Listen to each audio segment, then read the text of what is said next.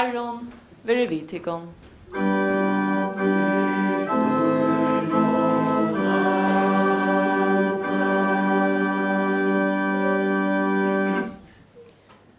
Late og ull bia.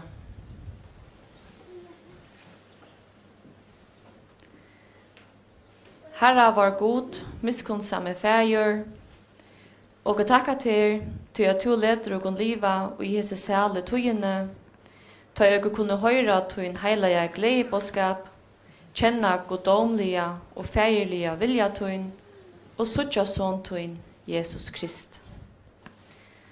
Og jeg ber til at du i migle miskunntøyne vil varveita årsins sæla ljóstøyt og grei mittlån, og vi heilige andatøynon leia og styra justen okra, så at dere aldri vujja fra døy, men halda fast vitta, og at enda vera sæl for såntøyn Jesus Krist var han Herra, som vi ter livor og rævor, og i einleika heilige andans, ein sannur god altur og æver atlar.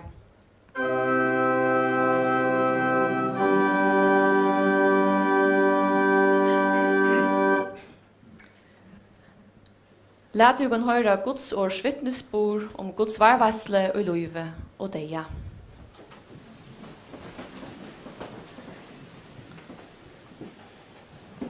Salma skal det skriver i Salme 73. Men jeg er jo alltid tjater, du har betydt jo i mine høyre hånd, du om jeg leier ved tunnen ravon, og teker meg søyan til dortar.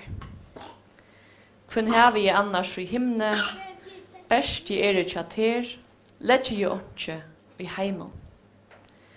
Om mot hold for først og mot hjärsta, tog god min klettor og min lotor atlar æver. Og i Hebreabraunen stendur. Så stendur ta enn etter ein sabbatskvuld fyrir Guds folk.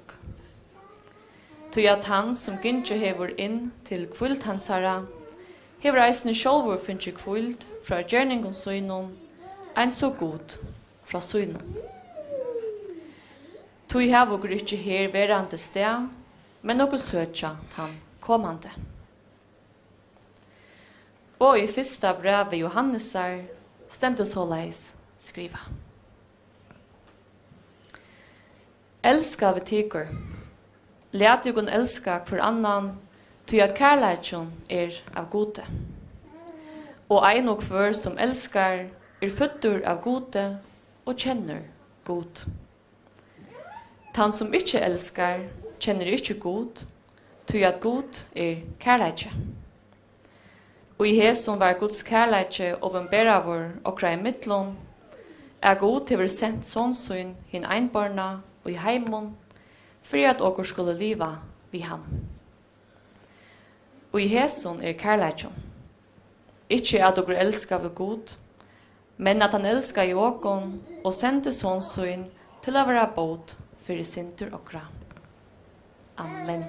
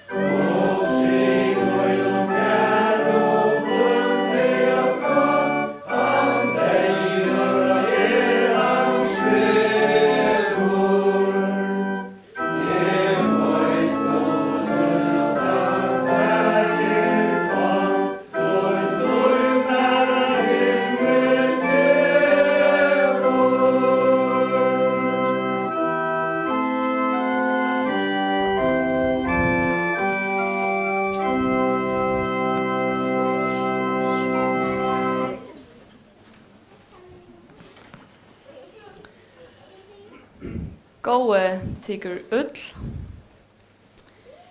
som kommande i kyrkjena att fylja och tycker fylja vi av strömmingsne.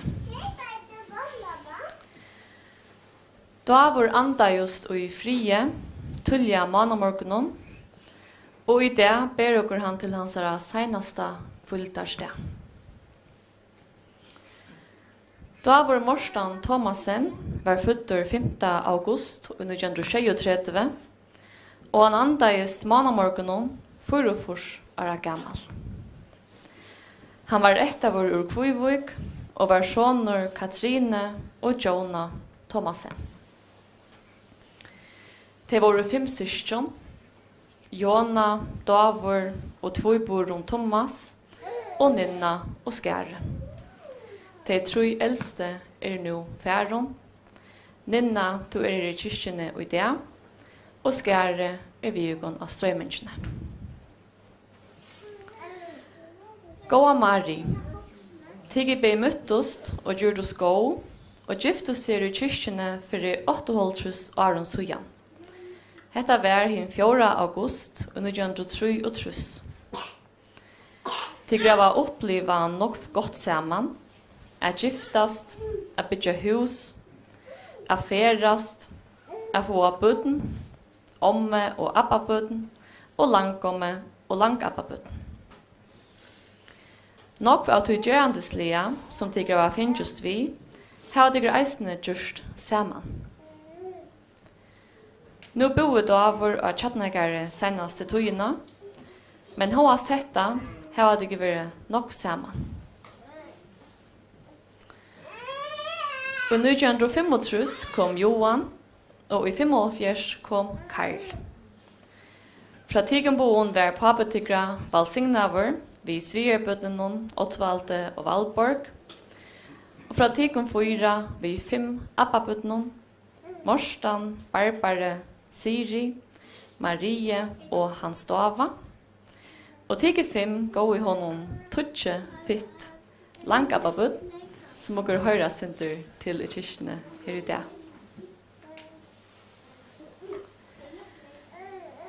Davor var skipsførere, og han sylte i nok år.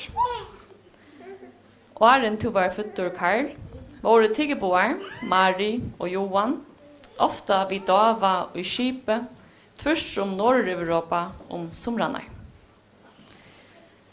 Fra 1904 starva just Davor til Balslev, et starv og han rykte til Luidar i 22 år, inntil han får av pensjon. Et stort skifte av 2 år starvades han eisene som lærere i Kvivikarskola. Han dødde altså nok i mist, og han satt ikke nok i frie.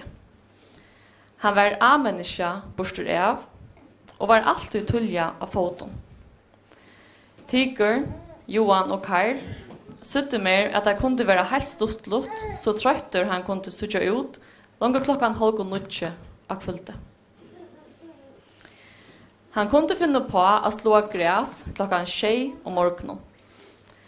Marie då helt var ett sinter och tulja att det kunde inte vara lov. Men nabokonen bad han bara slå gräs och han så gjorde. Davor var sannur inlevemaver. Han älskade att cykla, att fiska, att vara grind og hjelpa til vid flettingsene. Sedan i årene fra han eisene at bruka nokva tøy og i havanon, og han rykte han vel. Han var så syra arbeidshammer, og han dødde så nokv. Det kom fram at han dødde enta at veva og avinta, og jeg vet ikke hvordan noen menn her i dag kunne erspa seg av tøy. Drømmejon hever helst være ahån for å lære, å skapa og å halda seg i gongt. Han var opptidjon av andalige søyene av tilværende, og var han bægevirkjon i heimamisjonene. Han var kyrkjetennare her i kyrkjene, og kvinnsonne las han Lester heima. Ta han ikke langer fikk lise, ta lest to for honom, Marie. Bæði bibellestranar og salmanar som okur høyra og synsja i det, valdur vi tog i hoa at Davor hei damata såleis.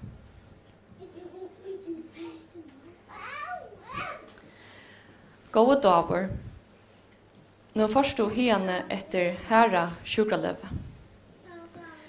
Det var i tungon ørendon, jeg var ute og prata vi familjene tjater torsdagen, og det var tungt å høyra hesa lagnena du skulle få senaste årene.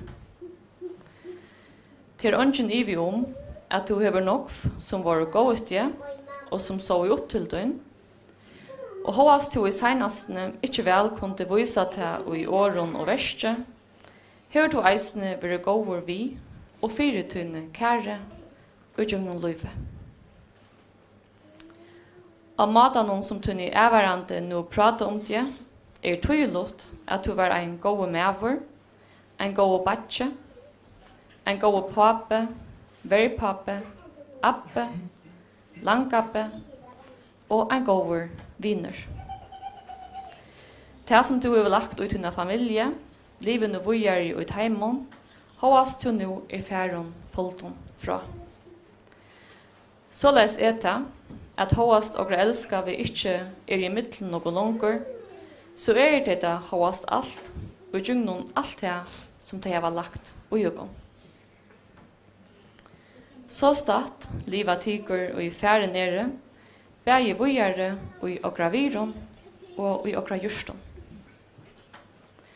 Lødene som du har haft sammen med tunnen kære, nå blivna til søver, som gåar til teimon a goima, at sia og at minnast atra.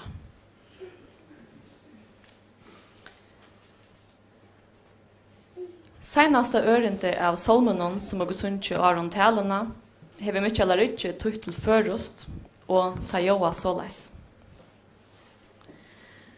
Og Jesus ver to til stund med tja, ta lov mot her enda hever. Og si munnen kære blodlige fra, han deier ei han svever. Jeg veit fullvist at var feir ta, nytt lov mer og i himmelen djever. Sera vekkort byr iskjæren Jesus at trøsta deg som sitter etter, og sier vidt deg at han einan svever, til han viser ui at han får nytt liv ui himmelen. Og hetta troe Davor. Og vi fylkja okra kære så langt og kunne, til her og i luive kjold seter marsje, og ta jeg ikke kunne fylkja dem om langer, må vi sleppa, og god teker iver, og han teker bæg ågon, og tann, og i hever mist, og i sunne hånd, og han leier ågon, og han fylkjer ågon. Ta jeg missa ein uger gåvi, ver jeg rakt av sorg. Sorgen størsta æran og i kærleikjon kan få. Sorgen og kærleikjon kunne ikke skilja sundur. Nei, sorgen kærleikjon, og i bæge kan vise seg og i taron, og i ørskjumland, og i kvirre. Da var vi nå lagt åranar inn, og vi finner bostad tja Jespappanon. Og i Johannes evangeliet kapittel 14, sier Jesus vi lærersveinene, hjertet tykker åttest ikke. Og i huset færgermunds det nok for bosteier. Vær det ikke så, hei sagt ikon det. To jeg færre bostor gjøre ikon sted til reier. Og ta jeg færre bostor, og har gjort ikon sted til reier, kom jeg atter, og ta ikon til mun, så eisne tykker være her, som jeg Vi hasen åren åpnas toren fra deia og lojing og inn i godsrykje. Ta alt synes det være skillnaver og missur til åkon, det havast alt framhalt og hinar suyene, et framhalt som må grytje sutja etla skilja, men som bytjer av Jesu ekne år og lyfter. Tog kunne gå i det, trygg, djeva dava i hendurnar og okra livande gode. Vi tykk og viring vil jo gå vi hesom, lysa fri i vi minne om Davor Morstan Thomasen. Lät du gon lägga händerna samman och bia. Gå är god, att säga farväl tungt. Och tacka till för jag först löjve eller dejon kunde skilja oss från tunnon kärleka. Tack för att bäge davar och ågra ånder ju i tunnon trycke och gåe hånden. Trösta familjerna og viner og kjenningar og sida etter. Trøsta deg og velsigna deg, og lat deg i hesum doen vita at du ikke slipper dem ens at du ikke slipper dava. Takk for vånene at du er vidgivet okkom, at du går ein dag slipper at suttja okra kære, heima og i tøynon bostov. Og takka deg for løyve og virkje tja dava, og takk for at han gjør oss til en gava til okra. Og jeg ber for honom, gjev honom glede og fri og til honom rydtje. Amen. Frigjør vil vitter daver, og frigjør vil vi og gå utlån. Amen.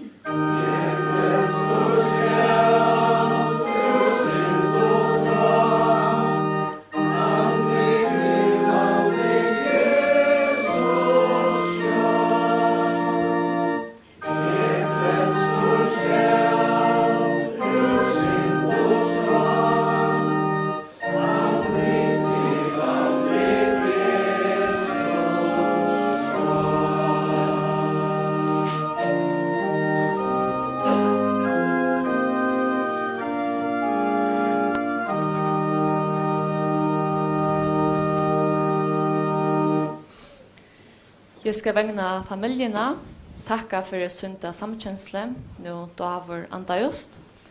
Tack för att du kom och fylltja, bäg här i kyrkjorna och tyck som fylltja vi hemmanfra. Eisen ska jag säga fra att vägna höve smittetölene verur ikke erve. Hetta är familjen sjående hörmon, men hetta är för att välja bäg tikon och teg.